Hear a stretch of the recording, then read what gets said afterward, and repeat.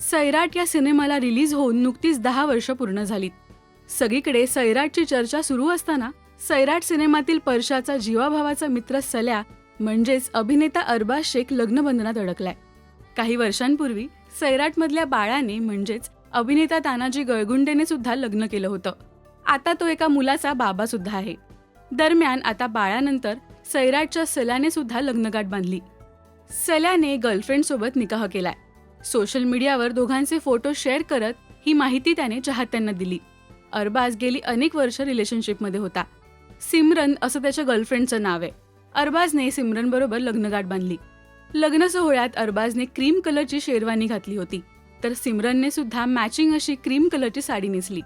त्यावर heavy jewellery असा look पाहायला मिळाला. जस्ट अस असं म्हणत अरबाजने दोघांच्या लग्नाचे फोटो शेअर केलेत.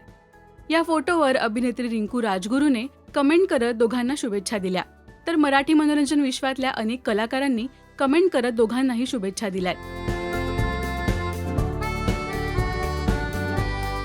सैराटनंतर अरबाज शेख याने अनेक मराठी आणि हिंदी सिनेमात काम केलं.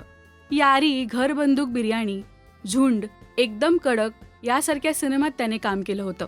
त्याचबरोबर नुकतीच आलेली मटका किंग या वेबसिरीजमध्येही अरबाज शेख झळकला.